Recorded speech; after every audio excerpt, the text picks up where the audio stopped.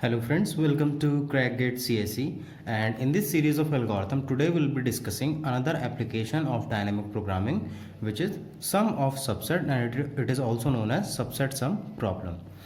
So before starting this video, I would like to request you all to please subscribe my channel and press the bell icon so that you can get an update whenever I am uploading any new video. So now let's start with the sum of subset problem. So in this problem we have to find subset of elements whose sum is m. So we have to find a subset from a given set of integer whose sum is equals to 1. So what is the problem statement? The problem statement is that as an input we'll be having set of n integers, that too positive, and an integer m. So we'll be having n integers and an integer m, and we have to find subset whose sum is m. So among these n integers we have to find those elements whose sum is equals to m, right? So this is the recurrence relation. We'll be discussing this with help of an example. So SOS m comma n, I am representing this sum of subset problem as SOS m comma n, where this m denotes the sum and this n denotes the number of integers in the given set. So here in this example you can see that I am having 5 elements, so n value is 5, and we have to find the subset whose sum is equals to 60. So I am representing the sum. So if I have to solve it, I am trying to solve it using the tree method. So I can write it as 60 comma 5 because SOS of m comma n. So what are the possibilities over here? Let me say that I am denoting all these elements by x1, x2, x3, x4 and x5. I am taking some variable x1, x2 to denote the element, right? So one possibility is I am starting with this first element. So one possibility is I am taking the first element x1 is equal to 1, that I am considering it in sum. So if I am considering this 50 in sum, we have to subtract the 50 value from this 60, right? If the a of n is less than or equals to m, so a of n is a of 1 is 50, 50 is less than 60, that means we can do it. So I will be doing 60 minus 50, it will be 10, and one element is done, so we will be subtracting the value from 5, that means 5 minus 1 is 4, that means n minus 1. So same thing I did over here. SOS of m minus a of n was 50, so we subtracted and got 10, and n minus 1 is 4. Now the other possibility is I ignore it. So if I don't consider it in a solution, then what will happen? M will be same because I have not considered it, so no need to subtract the weight. So it will be same as 60, but I am done with one element, so I will be subtracting 1 from this 5, so I will be getting 4, right? So this is how I am doing this particular statement. Now see, further there are two possibilities. I am done with one, but for 2, x2 is equal to 1, that means I am considering 1. So here you can see that the weight of particular second element, that means a of 2, is equals to 25, which is greater than this 10. See, this is the condition, a of n is greater than m, then we have to skip it. We do not need to go through that particular path, so we'll be skipping it because it's not possible to consider 25 because we are having a capacity like 10. You can consider this problem as a knapsack problem. So this is pretty much similar to the knapsack problem, and everything is almost same. You will got to know when I'm just going through this particular video. See, now the second thing is I am skipping this x2. So here I tried to take it, but it is not possible because the weight is more than 10. Here I am just skipping it. If I am skipping it, you know that it will be 10 only because not considering, and n minus 1, that is 4 minus 1 is 3, right? Similarly, again I will check for this third element, that means x3 is equal to 0. Again you can see that the a of n is 40, which is greater than m. This third case, so we'll be skipping it, will not be solving it, right? So now, sorry, if I'm considering it, and if I am not considering it, we will be just subtracting from n minus 1, so it will be 2, right? Similarly, we will check for the fourth element, x4 is equal to 1 and x4 is equal to 0. That means I am taking it, I am not taking it. If I am trying to take it, again the same thing, 35 is greater than 10, that means it is not possible to do it. If I skip it, it will be 10 comma 1, right? Again for the fifth element, so x5 is equal to 0, sorry, x5 is equal to 1 and x5 is equal to 0. That means here I am trying to consider it, but it is 80, it is 10, so not possible. And here if I do, it will be 10 comma 0. Now you can see one thing, that I need to find the sum 10, but there is no such element. So this is the same case as this one, the second case. If n is equals to 0, we have to print 0. So if n is 0, this is not possible, that means we cannot do it. Then what we will do, we will backtrack. We will backtrack and try to solve any other path. This is the concept of dynamic programming. Here we will be trying to explore all the possible solutions in a particular problem. So we will be backtracking. So what we can say, this is a backtracking problem, right? So we'll backtrack and we got to this particular position. Now we have to solve for here.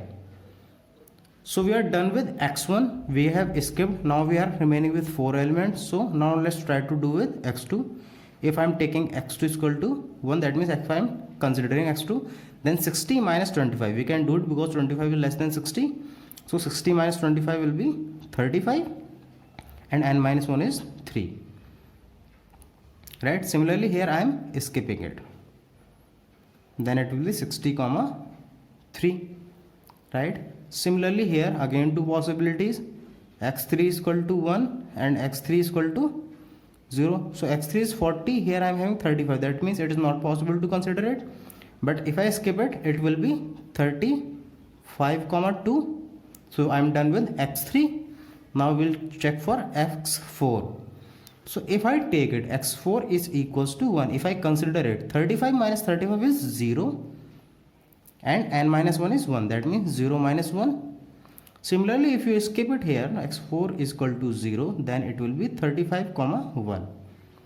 Now here you can see that it is 0 comma 1, that means we got the sum. If anywhere m is equals to 0, that means we got the sum, then we have to print the subsequence. So how we can print the subsequence? If I got 0, we will be starting backtracking, right? So I will be representing this x is equals to x1, x2, x3, x4 and x5, all these elements. And here I will be putting some values 0 or 1. 0 if I considered it, 1 if I don't consider it. So if you check this path, this particular path,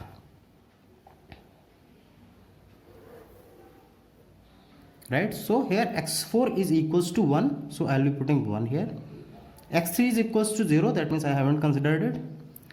Again x2 is equals to 1, considered it, and x1 is equal to 0, considered, and x5 is obviously 0 because there is 0 at place of m. So this is one possible solution, one possible subset that we got. And if you try to sum this 25 and 35, because x2 and s4 we had taken, so this 25 and 35 will give you the sum as 60. So we got a answer, right? In this particular case, if you try to expand this further, you will not be getting any answer because there is only one possible solution, that is 25 plus 35. But there may be questions in which you are getting more than one possible solution, so you have to complete it till the end, right? So now check this recurrence relation, right? In this recurrence relation, you can see that if m was equals to 0, we was printing the subsequence by backtracking. If n was equals to 0, I was backtracking and trying to explore the other possibilities, right? So in both the cases, I was doing backtracking. If the weight of a of n is greater than m, then what we were doing, we were skipping it, like here.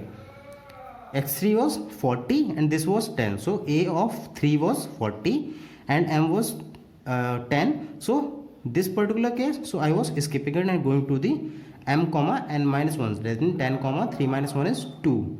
right? Similarly, if it is not greater than, if it is less than or equals to, I was considering that particular weight m minus a of n, that means I am considering that, and n minus 1. Similarly, there is another possibility that I skip it, like you can see here. Here I took it, here I skip it. So this is the recurrence relation. Now we have to understand the time complexity. So here we are having 5 particular elements, and if we are having 5 elements, then we will be getting a 5 level tree, right? 1 2 3 4 5 6, that means n plus 1 level tree. So n will be the height, and if we are getting n height tree, then what will be the total number of nodes? We can say that 2 to the power n minus 1 will be the number of nodes. If I consider it as a complete tree, here we skip it because we use the dynamic programming concept.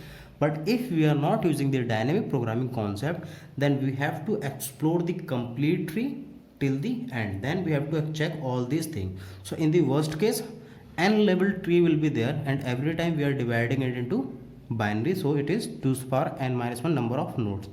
And if this much nodes we have to consider, then the time complexity will be order of 2 to the power n. This is without dynamic programming. If we are not using dynamic programming, what will be the space complexity?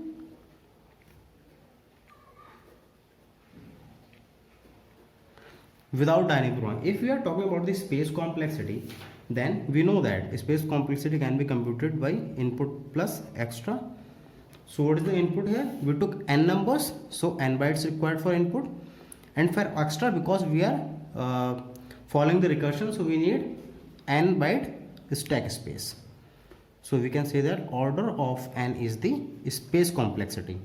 So the space complexity and the time complexity without using dynamic programming is this. Now what if we try to use the dynamic programming and find out the time complexity with that, right? So how we can do that? See,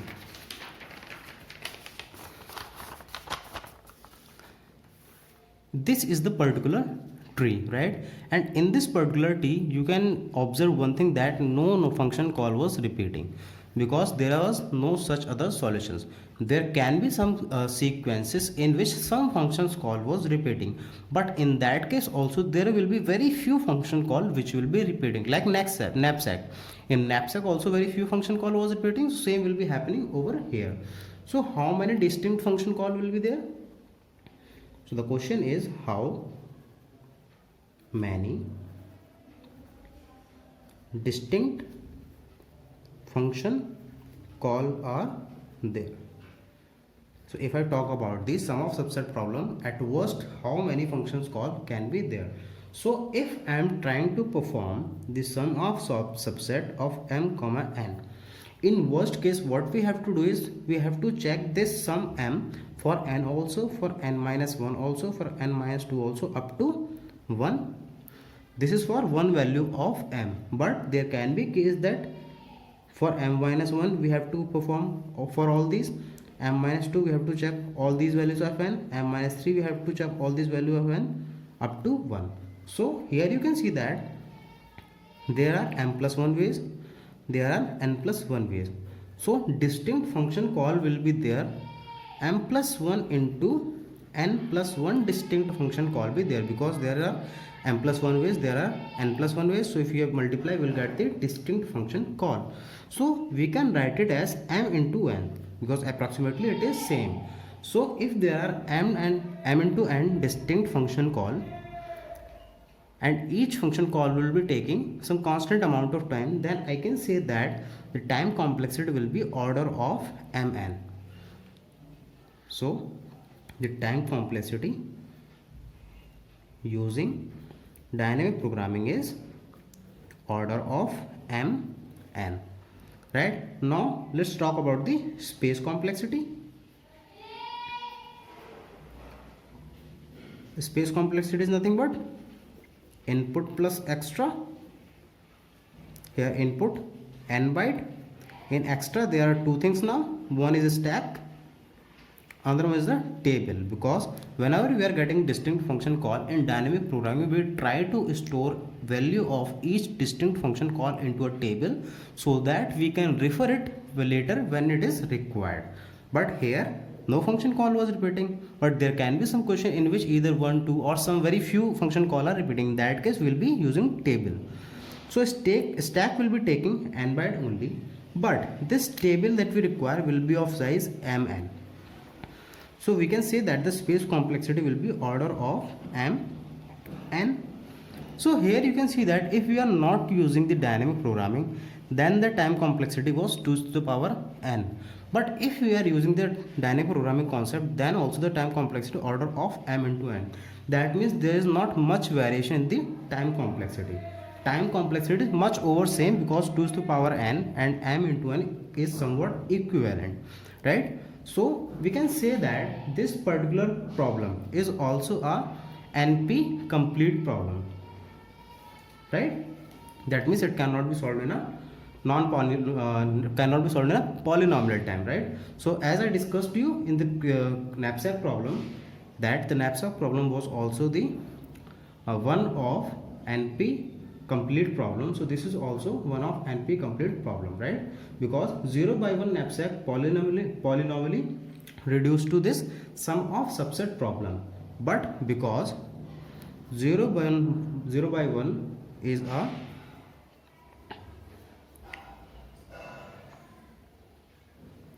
non-polynomial complete problem, that means it cannot be completed in a polynomial time. Therefore the sum of subset is also non-polynomial completed problem, right? So these both problems are NPC problem. So in the next video we'll be discussing some previous year gate questions on this particular topic. So there was some question which came directly on the basis of this recurrence relation. So I'll be going with that question also, and we'll be trying to discuss all the possible gate questions which came in the past on this sum of subset problem. So if you find this video useful, if you think that you learned something from this particular video, like this video, share it with your friends, comment your feedback in the comment box so that I can improve myself. If you are having any suggestions, any feedback, you are most welcome. You can just leave your comment or suggestion in the comment box. I will try to follow it if possible, right? And in case if you have not subscribed it, subscribe the channel. Thank you very much for watching. Keep supporting, keep learning. Have a great day.